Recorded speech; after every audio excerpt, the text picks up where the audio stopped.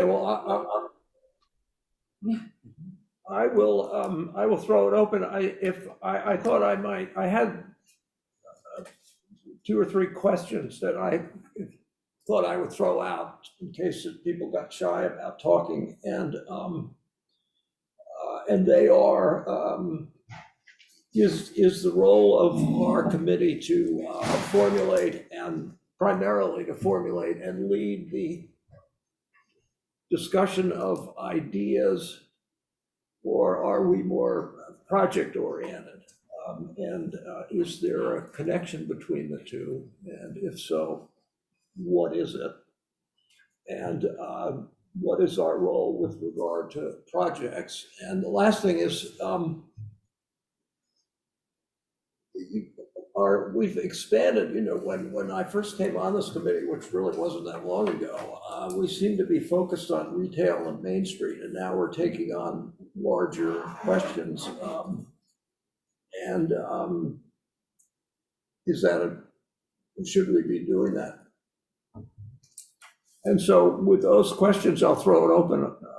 And we don't need, I just throw those out as prods, that we don't need to answer them.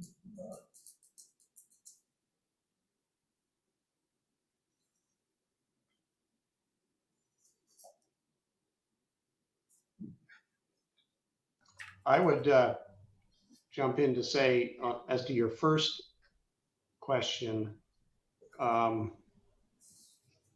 because we have no money, and we are, and we can talk later about the Economic Development Corporation and the Community Development Corporation, which were designed really as the vehicles through which we could raise private, tap into private resources to fund projects.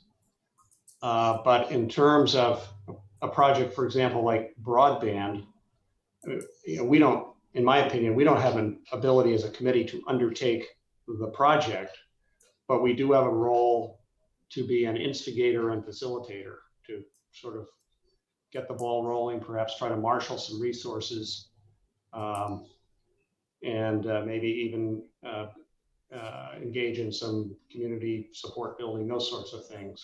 So that would be my 2 cents on that topic.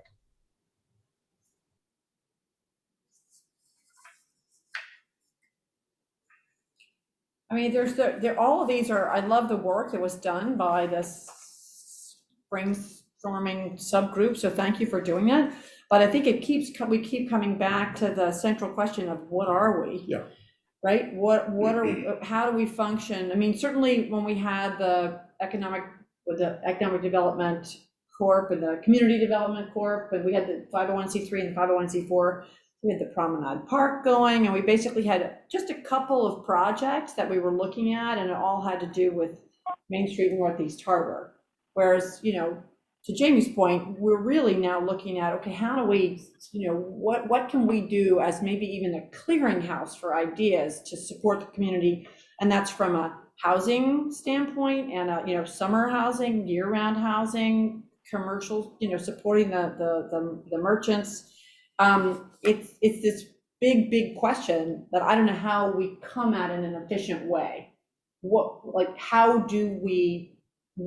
should we do to support all these initiatives, from broadband to, getting workforce housing in the summer to, all these different things. And what should our priorities be? And to me, before we can sort of launch into that, we need to figure out, what is it that we are trying to achieve? And I think that was, I've forgotten which number it was. I think number 6, maybe, or number 5 in the memo. That we don't want to be running out to attract large cruise ships to Northeast Harbor, presumably. So we ought to figure some of that out. Seth, that's what you're mute.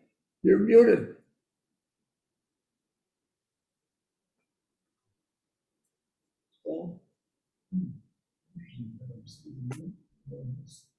Hello. There we go. There we go. Gotcha. Okay, thank you.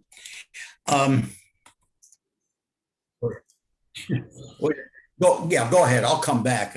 Seem to be somewhere.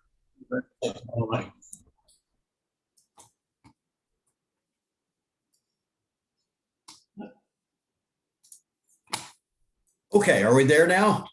Yep. Simple comment. It seems to me there's a whole area between, on the one hand, project management, which I don't think we have any business trying to do. And on the other hand, simply saying, if you've got ideas, we'll collect them. And what's in the middle of that is an effort to define some kind of a vision as to where Northeast Harbor ought to be going and some goals and benchmarks that are part of it. And that's what I've been trying to think about, probably not very successfully.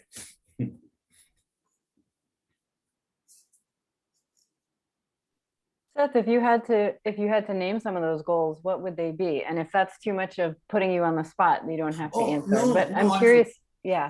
I haven't gotten very far with it, Uh-huh. but I would define as goals things that are really relatively specific in terms of meeting them, but not specific in terms of how you meet them.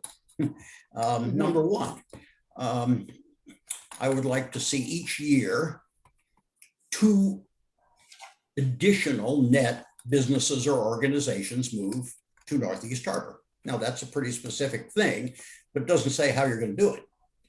I would like to see 3 or 4 new students each year at Northeast Harbor Elementary from Northeast Harbor. Got it. That's very helpful as an example. Yeah. And can I ask, are there specific reasons, and I'm not trying to grill you, I'm just trying to. Oh, go ahead. No, okay. We're friends, we're talking. Like, what are some of the thinking behind those 2 examples you gave? Are you thinking of those examples as things that would be like indicators of a certain direction that a community is going in, or Sure, are you thinking of specific services that, No, that's exactly what I would leave to, if you will, the market and other organizations. I would say 2 new year-round businesses, or note organizations. I think COA counts. I think Seacoast Mission counts. Got it. As well as for-profit businesses, which I'm entirely in favor of. So that first one is, yes, we want more business and organization activity, which means more things for people to do, which means more activity in general in the community. The point of having more kids in school is obviously you want more families living in town. Right. And families with children, young families that will grow with the community. I think some of what you're talking about gets to a point that we brought up at the last meeting, and something that the brainstorming subgroup sort of batted around too, is this idea of like, well, we're talking about, are we strictly talking economic development at this point, or is it more community sustainability? And is that sort of a better umbrella for sort of the larger picture of goals and objectives that we're talking about? I realize they all sort of go hand in hand, right? You can't, it's all connected, but yeah, that's just something we brought up a couple of times. Megan, in your work, in your field, is there any sort of classic text on community development or something that says like, you hit these benchmarks and here's the formula? Now, of course, it's different in every community, but I think it goes back to exactly what Seth was saying. You keep the schools open, you keep some year-round businesses going. I think the schools in particular are a really big one. Because they're often, like the heart of the year-round community, and it brings families into town for parent-teacher nights and whatever. And the library, obviously the tie the school has with the library helps the library be as good as it is, and it all just sort of snowballs. Yeah. Thank you. I'm going to add, just in terms of community sustainability, I like what Seth was saying about these additions, but I think we also have to look at our rear flank and not losing anybody. In other words, retaining people. How do we keep people here? And also, as part of that effort, how do we track that? How do we know whether we've lost people, and if so, is it because they got a job better someplace, whatever it is? But I think that will help us from a metrics point of view, figure out how we're doing. One of the measures that the town clerk always keeps is a ratio of birth to deaths. And almost every year, the amount of deaths far exceed the number of births. So that is a downward indicator. It doesn't, of course, track anybody moving into the community. Right. You can track that perhaps through voter registration. But the benchmark seemed to be that it's going in the wrong direction, at least in that way. When many years ago, the elementary school was a high school, and it was 7th grade through 12th. And it wasn't a very big school. It was probably somewhere between 135 and 150 students, but the key was it was 135 to 150 students each year, and there'd be very, very little change. So that was a stable indicator at that point. I think now you would probably see wild fluctuations from year to year, and probably in the number of students. Some years you get an influx, some years you get an outflow. So those are all interesting indicators for sure. Derlin, do we have any database from which we could determine who is moving into town and who is moving out of town, and the basic demographics? Are they year-round or summer people? Where what parts of town are growing, what parts of town are shrinking? Just sort of that basic demographic information. I'm sure some of that can be made available there, and I'd have to give it a little thought, but I would think it'd be probably doable to get at least some of that. I was thinking, as part of this brainstorming idea, we're always needing to come down to action steps, and one of those action steps might be, what sort of metrics do we want to try to put in place? What's in place, and what do we want to try to put in place? Well, Carrie and Megan that's their bag. So I will say that I'm working with a lot of different towns right now about this idea of metrics and how do we understand what's actually going on, and you can't sort of start planning or thinking about strategies if you don't know where you're starting from or where you've been and sort of historically what that trend has looked like. So it's something a lot of communities are thinking about right now. So Seth, going back to your two examples, which I understand as simply examples of what we could be doing, what would we do? Let's say we adopted those. What would our role be? How would our role be to sort of highlight these issues and say, here are some things that we think we should, or would we have a more active role? How do you, or anybody, but since you brought it up. Right. I think our role at that point would be then to go to the community, to existing businesses, existing organizations, as well as gather the data, maybe get a consultant and ask the question. We don't have all the ideas. How do we get from here to there? But the there has some kind of a, flexible definition, at which point you might get some ideas that you wouldn't get just saying, who's got an idea? That's really where I'm coming from. And by the way, when I was mentioning 2 new year-round businesses, that's a net. I agree, we've got to keep all the businesses and we've got to keep all the families. We've got to add to them. We had talked at one point, I think we would all agree that the sort of one of the principal goals is to sustain the year-round community. And Seth, both of your proposed metrics relate to that. Absolutely. But we've also talked about, short of that, is it helpful to the those community goals to at least extend the period of time that seasonal residents are here? And that stores, so would a metric, for example, be what businesses on Main Street are open in November and April? Sure. No, I was just illustrating. No, I know, I understand that, but I'm just saying, That's really useful. yeah, Yes. I think if we could, in my mind, I'm sort of an incrementalist. If we could extend the, allow the businesses to be profitable for another month at the beginning and a month at the end beyond what they've done in recent times, we would have made a step at least. We may have a data point this year in terms of people being here longer at both ends, summer people.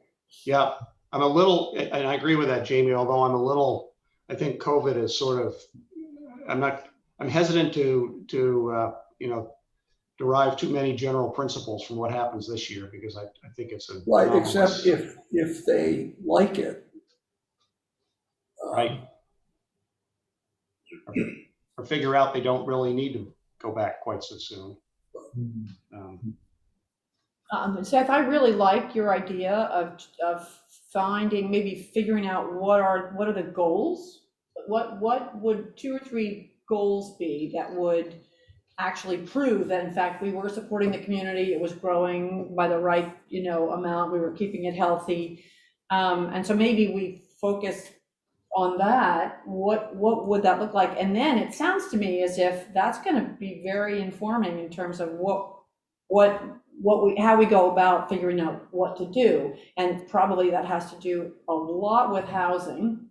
So working with, Kathy Miller's group, MD365, working with Island Housing Trust, and maybe cheerleading whatever kind of affordable housing efforts there are, doing what we can to make those all very appealing. And then whatever we can do around the merchants. I like your point, Dan, around the shoulder seasons and getting, because if you're gonna, if you're surviving all year on 3 months revenue, it's really hard. If it can be 5 or 6 months revenue, it starts to look a little different. So anyway, but I like the goal orientation. That might help us. Yeah, I think the shoulder season definitely needs to be included in that metric, and that's something we've been talking about for a long time now. And the idea of a year-round business, for a lot of them, it's not. Let's face it, it's not realistic. But if, like Dan said, if you can get a couple, 2, 3, 4 weeks on either end, it really does make a difference. And I realize that's sort of economic development, but if you call this community home, having access to those businesses an extra month in the spring and in the fall improves your quality of life. And I think, there's this term like failing upward, and I feel like you could come in basically July and August, you could run any business and sort of fail upward in this town. It is those shoulder seasons where those businesses really do need our help. And I'm wondering if even like sales tax, I will say, I agree with Dan. Last year, this year are sort of probably going to be outliers just because of the COVID situation. But if we could sort of drill down to sales tax figures based on zip code, it would sort of be interesting to compare, October over October, April over April, that sort of thing. Well, I agree that this year is an outlier year, but on the other hand, there are people that we can identify who did stay both ways, and we could ask them, was this a one-shot deal because of COVID or? And I think as far as visitors, I think the one silver lining of what was it last week at the SRA meeting, they said the park is on track to attract 1 million more visitors than their highest previous number this year, like 4.4 million. And we all see how busy it is. So the silver lining could be, we've got a lot of people like, we need to get there earlier next year, or let's go later and stay into the fall, that sort of thing. So hopefully. We'll see that, but that's also a disaster number for a lot of summer people. Yeah. And so in a way, our role might be to kind of navigate because we're in favor of. So we were talking before the meeting started, and Derlin and Matt were saying that really to increase affordable housing, there's no way to do it except to increase density in certain areas, which then upsets people. So we can be for things and have them go nowhere if we don't have the ability to sort of navigate among different realities here. And I'm thinking that also could be a role. I mean, that's why economic development is, I guess, it's a problematic term. Yeah, and I would agree with that, Jamie, and I would suggest that based on what Bar Harbor is currently going through, we, the town, ought to be really thinking through the problem of people who are buying up residences as investment properties as summer rentals and eliminating housing stock. And I draw a distinction between people who have their year-round houses and are, renting out an apartment over the garage or something in the summertime, as opposed to someone who just swoops in, buys a house that's been a year-round residence and says, okay, I'm going to buy 4 or 5 of these, and I'm going to make them B&Bs in the summer, or Airbnbs in the summertime, and that just takes them off the housing market. And I forgot what the stat is in Bar Harbor. You may know, Gary or Megan, but there's the percentage of housing that's been taken off the market in Bar Harbor is very significant. It's appalling. I don't remember the specific number, but I remember being surprised every time someone throws it out there and thinking, well, no wonder it looks like this. Yeah. And Matt, I think this has come up, hasn't it? Right, at our last meeting, it actually came up, and we've got Noel Musson, who does some consulting for us in regards to ordinances and zoning and that sort of thing. He's sort of undertaking this, and it's moving forward. But what we realized, something interesting he told us was, we can look at the town of Mount Desert and say, well, we don't really have the same level of an issue that Bar Harbor does, but it really is an island-wide issue. And if Bar Harbor's cracking down, then it's sort of going to move in our direction potentially. So we need to be proactive, certainly. And I think we're in the early stages of that. So one thing I'm wondering is if it's just two sides of the same coin. If it doesn't go over to summer residents, then it goes over to some seasonal rentals. If it doesn't go to seasonal rentals, does it then go to the summer residents? Either way, it's off the market. That's where I'm not convinced that you could really. I'd like to be proven otherwise. I'm sort of the glass half empty on this whole business, because I think that we've got an instance now. I don't know who's purchased this house on Tracy Road. I was mentioning early that it was a bidding war. The house was listed at $525,000 and sold for more. Wow. So I'm not sure. This is in a commercial district, not even in a residential district. So that's what I'm curious as. If you crack down on the seasonal rentals, then it just goes back over to a seasonal rental instead of a short term. So maybe I'm just wrong on this. I hope I am, but that's.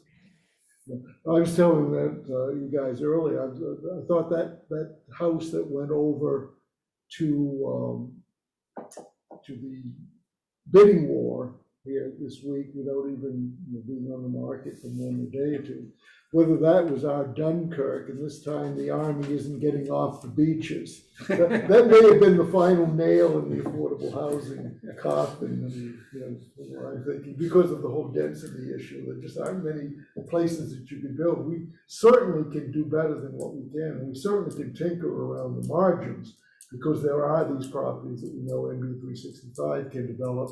We also know that up on Hadlock Pond, there is a affordable housing tract, which you could put in a number. But you're talking maybe 30 houses total. there's lots of, that came up, and there's conservation easements and ledge, which is no one's friend up there. So we hard can do something. I'm not convinced we can do enough to reverse the time. We shall see. That 365 proposal for Yeah. it'd be interesting to see how that gets. Well, see, Yeah. there, and I know there are a lot of different points of view on, density and additional housing and whatnot, but that's where if we as a group have a point of view that that's a good thing for the community, then there's probably a role for us to play in being cheerleaders and in saying, you know, if you don't have a solid, vibrant winter community, there will eventually be no summer community. And, you know, if you love this place, you need to support the people that live here all year. April, I think when MD365 made it fairly clear at that meeting that they have got so many houses right off the bat that the zoning would allow, Mhm. but their consideration is, do they want to go up to the maximum based on that very point that you're bringing across? The problem is if you don't go up to the maximum, you're tinkering even less at the margin. So it's a very difficult situation. Right. If you fill it up to the maximum number, you have people mad. If you don't, then you're not really maximizing the amount of good that they can do. So where that equation balances out, I'm not sure. Yeah. I heard Peter Rogers speak on this, and he was very eloquent. But he started his talk by saying, who are you going to call? Right. And you're a summer resident, and he was speaking to summer residents. And you call 911, and they say, well, we can get you an ambulance in about 45 minutes. Or, you know, we can get you, our fire truck will be there in 45 minutes. Well, that's not acceptable. But if people can't live nearby and have facilities, that's the reality. And the summer residents have to get that into their heads that you can't have it both ways. Right. And again, to your point, April, maybe that's part of the message we as a group should be trying to get at. The other thing I was thinking as we were going through this, that as Seth outlined some goals, it began in my head to shake that down a little bit and say, okay, for each goal, for instance, like adding 2 additional year-round businesses net. Okay, what is it we have to do to make this town more attractive to new businesses? What is it we have to do to allow existing businesses to expand? And we'll begin to start getting down to more and more things. And again, I look to my metric ladies up there. But I'm saying, you know, if we talk to individual entrepreneurs, people that we respect and think, you know, and it's not for them to basically complain or say, I've got to, but to say, you know, what would you really like to do? And what's in your way? And really get specific for each individual. And maybe you just focus on a handful of businesses and say, okay, let's really try to solve this problem. We might end up with something that could be used in some other instance. To address your issue, Rick, and I think you made some very good points there. Did anyone see the Bangor Daily News article? I think it was in the Saturday paper. I may be wrong on that. That Bangor Metro is now in the top 10 hot housing markets I saw in the that. country. Really? So, yeah, so the prices now, what's happening is we've sort of depended here in our town of getting people to work here from Franklin and some of these places that are now unaffordable. They're continuing to move further out, with Bangor going off the affordability grid here possibly. It's going to be really difficult, I think, to get people, because now you're looking at over an hour out. And I think people would be willing to drive an hour for the type of money that we can afford to offer, even though we pay fairly generously. So I thought that was interesting. One of this is sort of off the record, but I know in Southwest Harbor, they're looking for a town manager, and apparently they have identified a candidate, but the candidate is having problems trying to find anything affordable within the driving distance of Southwest Harbor. So that's where the whole regional thing comes into play as well. I think this would be an anathema to a lot of people, but one possibility was to think bigger than, let's say, Island Housing Trust that's doing their, whatever marsh it is up at the Jones Marsh. Jones Marsh. But yeah, maybe we have to think if there are places in the island that could be developed for just pure housing, maybe, somewhere in the backwoods of Hulls Cove or something, which wouldn't, maybe that's a solution. A lot of people, as I say, would be appalled at, but maybe that's what we need, as opposed to, as you were saying, these little bites that Not the it doesn't margin. quite, it just nibbles around the edges. Mhm. And I'm sure there would be developers who would jump at it if we could find the land and so on. Sure. I don't even know, besides the park, who owns large tracts of undeveloped land on the island, but it must be. Seth, Yeah, I'm no expert on housing, which is kind of the point. I think if we focus on developing goals in a broad sense, they then determine what kind of expertise we need in order to think about them intelligently. I have no idea about the housing market, very little, although I know the house across the street from me, which did have a family in it, just got sold to an investor who's turning it into a summer rental. Okay, that's an anecdote. How much of that is happening? But nevertheless, and I'm not sure we're interested only in affordable housing. I just want more kids in the schools, and I want more people living here year round who patronize all those businesses, maybe starting with the shoulder seasons. How affordable it has to be, what kind of people would be able to buy it and would want to buy it and would want to live here, I don't know. I'd want some help with that. right? Is there any data or reasonable source, and Megan, maybe I direct this at you, for that kind of information? For example, as Seth's speaking, I'm thinking, well, maybe somebody ought to be talking to the Jackson Lab, which is talking about their major crisis with not being able to find places for their workforce to live. Right. A lot of our problems in Northeast Harvard would be solved if we had, 40 or 50 Jackson Lab workers Exactly. living in our town. Exactly. There are various sources of like strictly housing data. The Maine State Housing Authority, for example, tracks a lot of different things. But I know I would be curious to talk to like Jax. I know that aren't they like building an apartment complex or something for some of their employees? Yeah, I'm just sort of curious where their people live in general. How far are they traveling from? I know there's buses sometimes that drive people in from further out. Yeah. And what are the demographics of their workforce? I don't know. I mean, what are their what income level are they? What are they? Young single people? Are they families? Are they older people? I just don't know. And we ought to know. There is some data that you can get looking at, it wouldn't tell you exactly where people work, like exactly which company or whatnot, but you can find data on people that come into a region to work, general age profile, that kind of thing. But versus those who come into a region versus those who leave, to go, maybe work in Bangor or Orono or something like that. But I haven't looked into it, but that would be interesting.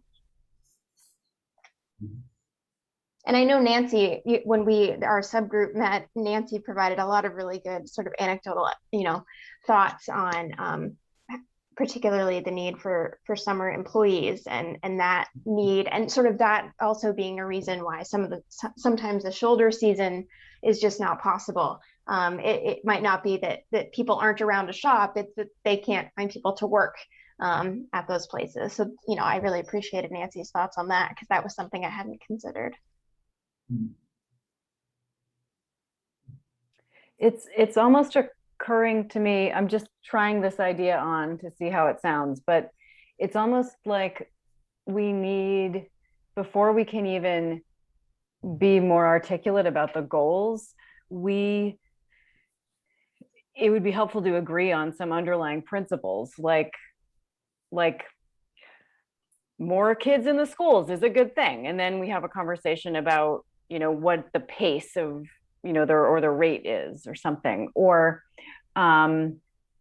we, I think Avril said it earlier, or someone in the room said something like if we don't have a solid winter community, then we won't have a summer community. Sort of, I'm thinking of these sort of underlying principles that even point us to the goals. And I don't mean to be dragging us backwards, but I'm thinking these are the kinds of things I'm hearing as we're all talking. Like, it's clear that we all believe some stuff about, what makes a good, solid, healthy community.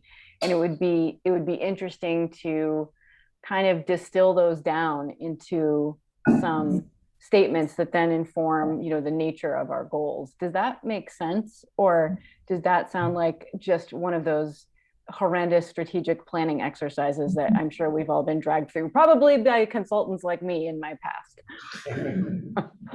No, I think I'm absolutely with you, Carrie. I think we need to know, what's our mission? What are our basic goals, before we, and I don't want to cast aspersions on anything, but before we run out and, recruit food trucks for the harbor, I mean, we got to have some context for that. Why are we doing that? What is that accomplishing? Is that consistent with our ultimate goals? And we can't really answer those questions unless we know what our goals are. So I think you're right on. So I totally agree.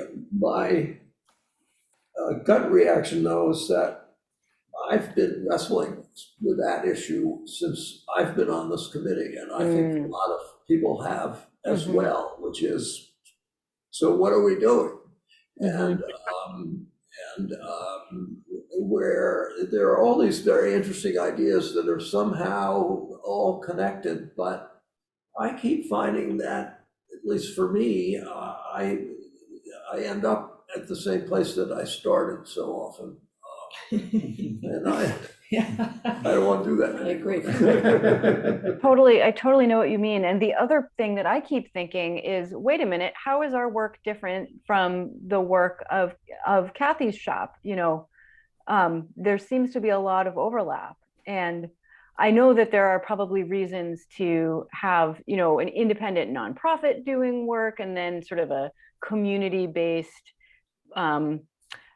I don't know if we're not elected, we're nominated, but, sort of a more dispersed throughout the community, grassroots, sort of affiliated with the town. That was a long-winded description of our group, but, there are two, like, the work can be done in different types of agencies or organizations, and that makes sense to me. But a lot of the language that we use and the outcomes I think we're trying to achieve feel to me very, very similar to Mount Desert 365. I don't know if anyone else has felt that too. Well, the other thing, and I guess Matt and Martha and Derlin could, I mean, we could have all the ideas in the world, but don't we have to run them through the selectmen? I mean, we can't operate. And that's sort of where the EDC and CDC came from, because those are private and have the ability to sort of cherry pick what they're doing, and they don't have to wait for the budget to be approved in order to actually move on things. But they can't necessarily rely on taxpayers for their funding either, which we found out makes things a little tricky as well. I was just going to go back to Carrie's thought about principles, and if we can articulate very simple ones, I think that will help us, will promote who we are and what we're trying to do to the outside world. Because if we can get people to agree, those principles make sense. Okay, well, based on those principles, these are the goals. And then based on these goals, here are some specific things we're trying to do to achieve these goals. So people can see that there's a good foundation behind the actions we're promoting. No, I agree. And I think if we can come up with those principles and they're clear, then it's going to be very hard to refute those principles. And so if something that's controversial like housing comes up, and it's tied to those principles, it's a lot harder to say, no, no, no, no, I don't want that, Mhm. right? So I think that's going to help us actually promote whatever we come up with. So Carrie, since you're the consultant, we'll do what all consultants do, which is, well, if it was your idea, why don't you come up with the principles? Well, I was think- actually thinking of an exercise where we each, like each of us had to pick 3 independently and write them down and, email them to somebody, and then we would see how much overlap there was, and that would be an interesting exercise. I'm not suggesting we actually do that, but I was running through my head like, gosh, how would we all contribute, with our own ideas to this concept? Well, you could argue that we did come up with the principles with this document. Mhm. So, and so that my question is, are we after the principles for this committee, what this committee is to do, or the principles for the town of Mount Desert, what it is supposed to become? No matter. You want an easier question?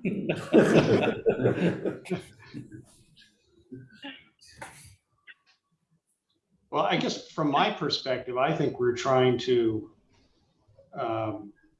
be some sort of a guidance mechanism for the town. I mean, we should be acting consistently with the town. And one of the things that's been running through my head as we've had this discussion is we tend to be very Northeast Harbor centric in our discussion, but the town is a lot bigger than geographically than Northeast Harbor. And so we ought to be thinking about that. But I think, in answer to your question, Jamie, I think we shouldn't be going off on our own with something that's antithetical to what the town wants to be doing or feels is can be funded or otherwise.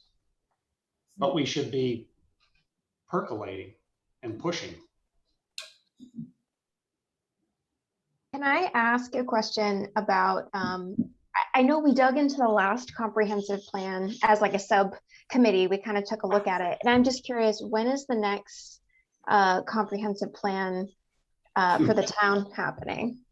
We're going to be working on an update. We don't have to do a whole new comprehensive plan, but it Okay. should be updated. And so that's one of the things we plan to tackle in the next year or so, hopefully to get started on that. So. Yeah, okay.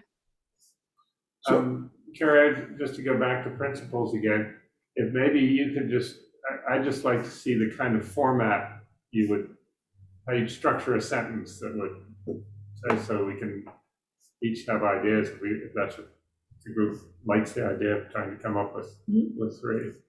We believe that blah, blah, blah. We believe that a something leads to something, that kind of thing. So an example would be, we believe that it's important to grow the population of the Mount Desert Elementary School. Because blah, blah, blah. Yeah.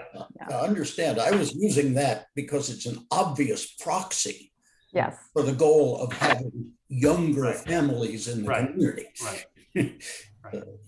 So I want to go back to something Dan said, because I think about thinking forward, because one of the things that we did in our subgroup was to review all of the plans that go back 10 or 15 years. And there are a lot more than you would guess. And for some of us, for me, there was they all came out at the same place. This is what we should be doing. And here we are. And I'm hoping we don't produce another one of those, which is the same language. They interview the same people, bring out, round up the usual suspects and produce the report. And so I think this idea of really trying to think about principles and not about plans is really I think it's a different way of approaching it. I think I like it. That's a really good point. Yeah, Seth mentioned the economic development. I mean, bringing new businesses to town, we could say that we believe that increased economic development would lead to a more vital community in the town, which I think it will, and more of a year-round. Well, it depends on how we do this, but if we can get year-round businesses, we need more food, we need more restaurants, some place to gather. We were all in agreement on that. But then you have a vital center. The neighborhood house has picked up a lot of that, and they've been wonderful. But we could use more. And we are economic development. So I think another thing which is just my impression is that I think a lot of people, particularly in the summer community, sort of keep talking about all the negative trends in town. And it's important to offset that by talking about actual retail sales, which I gather have been growing. And this year it looks like they're going to grow pretty spectacularly. But just to stop the gloom and doom and sort of say, you know, there is a lot of positive forces going on here. We just need to have a plan to make sure that they can continue. I mean, if you think about it, over the last 5 years, one building has been built on Main Street. The second one is about to be built. The MD 365 building has been built. That's 3 pretty significant projects, all in a fairly short period of time. But the gloom and doom, so you show them retail sales have gone up. And then they say, yeah, that's why we can't find a place to park. So I think don't go there. I think we have to be aware of, I mean, I think we have to speak to the nuances of this thing in a way, which is that people want to preserve what they have here. And so change is, what we're saying is change is required to preserve it. Yes. It's not a threat to what you have, and that's what April said right at the start. If you want to keep it, and that's a mantra that maybe we gotta, and then we have to know what we mean by change. You know, it's not unloading cruise ships at the marina. I just get frustrated when people just talk negatively and they're against change, but to retain what you have to change. Right. And, you know, you throw out ideas and they don't like that, you know, and you kind of go, right, get with the program. Well, that could be one of our principles, something around, you know, if you love what you have, this is what you have to do to keep it there. And it's going to involve change and growth, and we'll just word monger the heck out of it. So it's, you know, so you can't refute it. I think it would help to show a better looking Main Street. If we can do that. I mean, I really think having promised people a better looking Main Street, we need to do that. And soon. That's filling in those empty lots. Is that what you mean, Nancy? Well, and just the condition of the road going down the street is horrendous, you know? Right, they're going to get back to work on that middle of October, and hopefully we'll have a good construction season. It's interesting because I'm willing to bet any other town in the state of Maine, if the townspeople said, yeah, we'd like to spend $3.5 million to upgrade Main Street, build you new sidewalks, barrier utilities, they'd be jumping for joy. This might be the only community where half our business owners said, we want nothing to do with it. So that sort of led to some of the delays, but I agree, it's sort of the worst advertisement for that project when you walk out on Main Street, especially after a rainy night. So it will be so nice. And, you know, if we try to do a big ribbon cutting when it's done, we'll probably get tomatoes thrown at us or something, but I think we should just do something over the top because we deserve it when it's finally done. Yeah, it's the ironic thing, Nancy, is it has to look worse before it can get better. Yeah. Because you can't really spend some of that project money, you know, patching it up until you finally get it ready to done, because then you've wasted the money that could have been used on the final project. So that's one of the conundrums there. It has to go all to hell before it can really look good. So this is that I'd season. say it's close. Yeah, that shows that the project is almost done. Because it's starting to We've look turned the really corner. bad. It's hit the, yeah. We're at the nadir.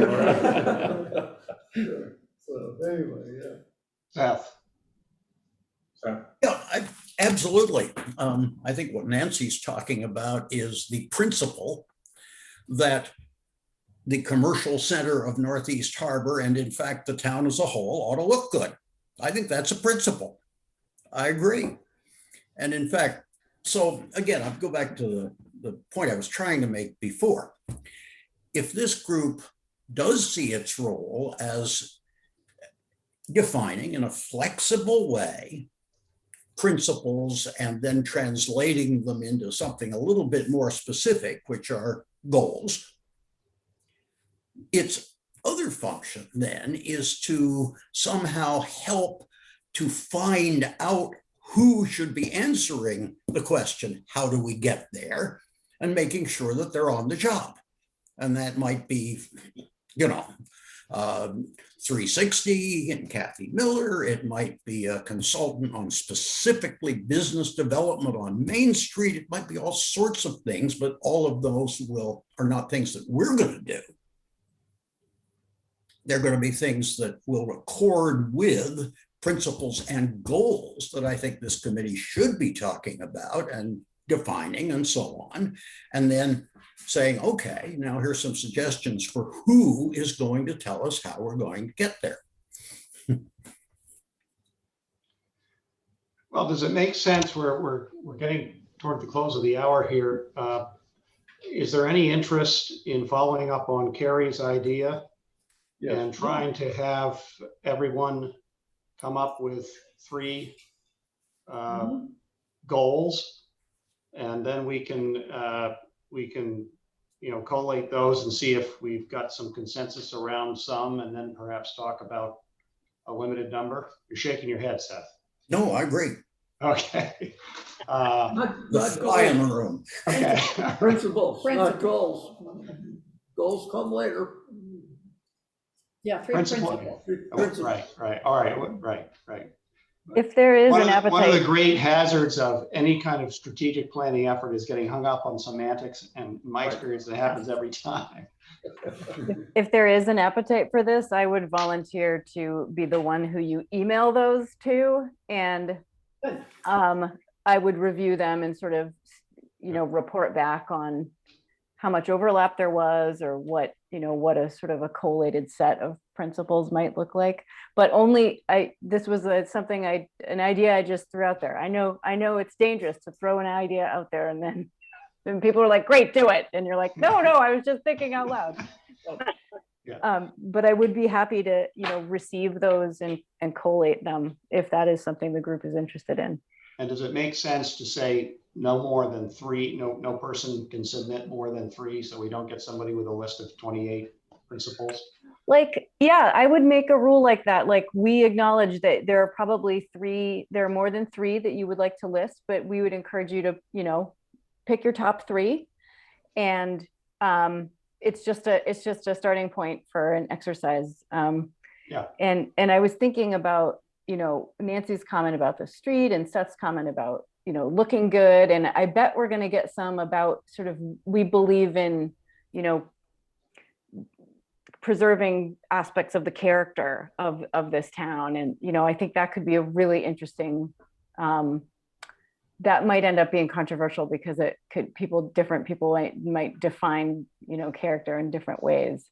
But anyway, that's another example of the things I'm thinking about. Like, a lot of our thinking about where to go next is driven by our love for certain aspects of the character of the community. And if that really is sort of a motivating force for a lot of us, let's name it.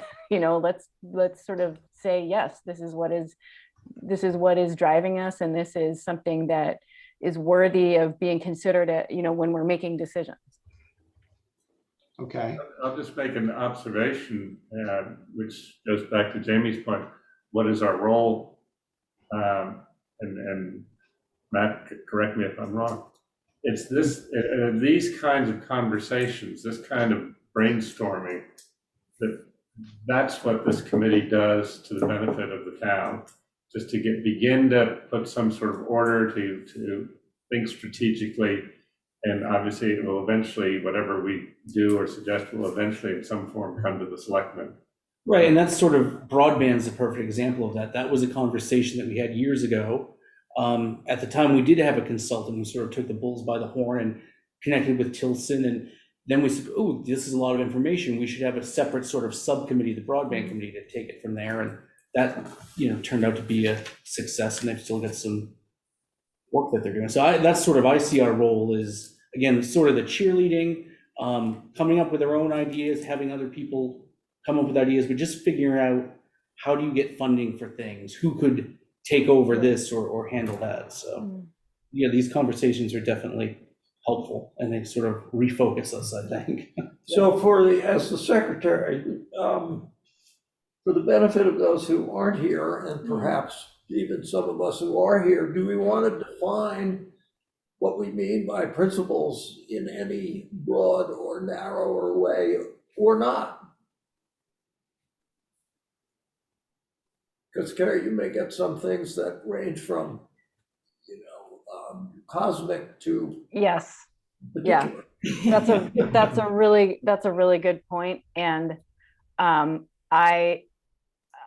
ready for that. I guess I'm thinking that, my line of thinking is just, if you were to pause and think about what are those guidelines,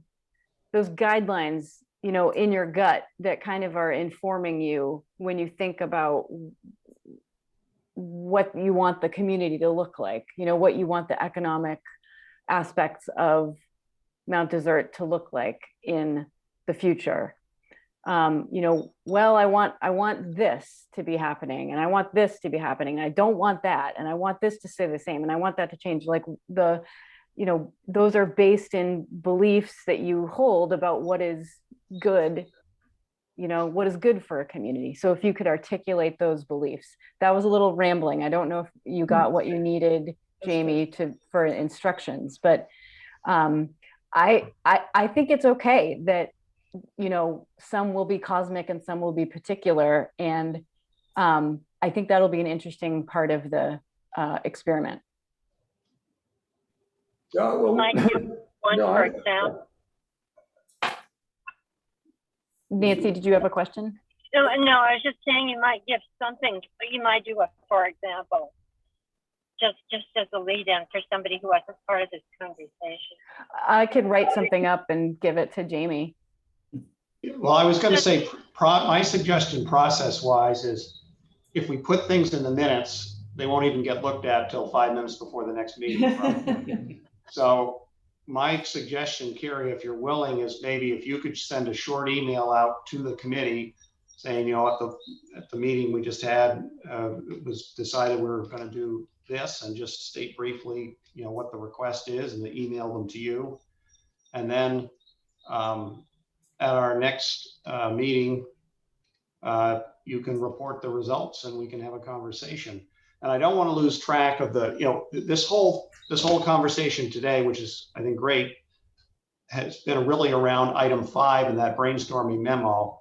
I'm not forgetting about the rest of the memo, but I think we're all in agreement we need to kind of resolve this first, and then we can sort of move on to some of the other questions like, do we need a consultant? Are we going to have an economic development committee that's a corporation that's active, in some of those things? So does that all make sense or does anybody have other suggestions as to process? I was going to just add, Dan, if it's okay with you, when Carrie sends her email to the committee, is she'd have a line say, Dan McKay as chairman has asked that we get the principles back by such and such a date. Right. Yep, So, absolutely. Good Absolutely. idea. Seth, and then Megan. Request for guidance. Are these for the town of Mount Desert, or are they to focus on the community of Northeast Harbor, because they're quite different?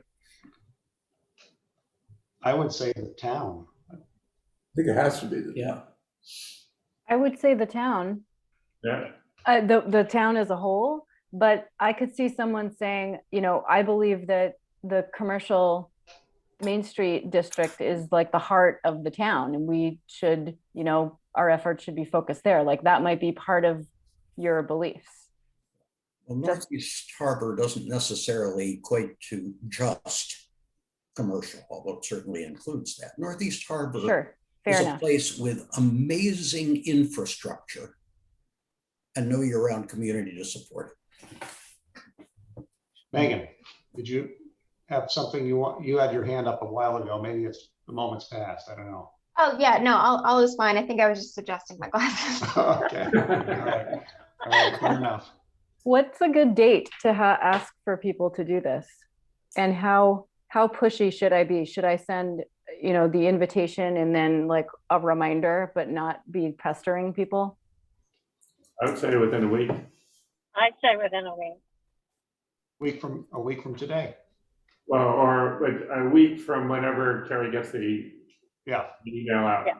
Yeah, I'll probably do that tomorrow. So maybe I'll set a deadline for early next week. yeah, or midweek, some Maybe, yeah, reasonable midweek. Okay. deadline. But give it a hard date. August. Yeah, absolutely. Yeah. Yeah, I totally agree with that. How are people feeling? Does this feel like the direction we wanted to go in? This feels like a good conversation to me. I'm still very much learning, but I don't know if people are feeling like energized by this conversation or a little bit deflated or lost or what. I'll speak for myself. I'm feeling more energized because I think we've got a little bit of structure.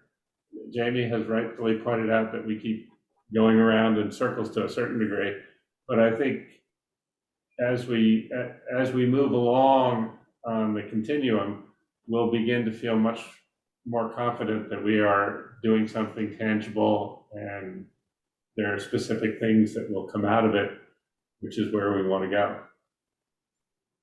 I second that. I said before, sometimes I feel like we're a committee in search of a mission, and I think we're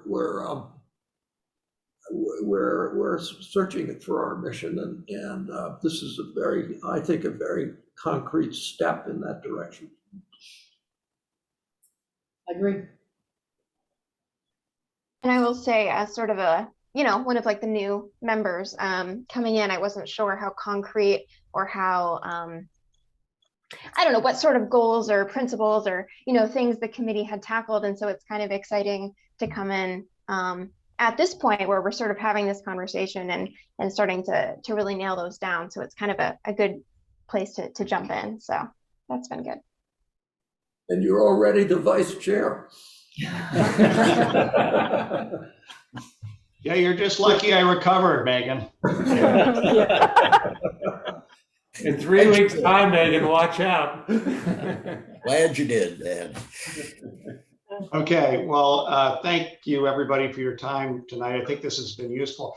Does anybody feel that we ought to have another special meeting before our next regularly scheduled meeting, which would be in September? I think we should have a meeting once we get the principles down and Yeah. Terry has a chance to sort of synthesize them. So maybe have one other meeting where this is the only agenda item between now and the next Exactly. regularly scheduled Yep. meeting. Right. Okay, so why don't we'll let the Carrie's exercise play out, and then once that deadline is passed, we'll give Carrie a reasonable opportunity to put it together, the results together, and then we'll schedule a session like this. Sounds good. All right, Sounds good. Thank you. great. Great. All right, well, thank you, everybody, for taking the time. I know it's summertime and we've all got other things to do. But this is important, and I share the positive vibe that I sense that I think we're getting organized, and that's the first step. Yeah. So with that, I think unless there's anything else, I'll declare the meeting adjourned. Thank you all. Thank you. Thank you. Everybody. Bye.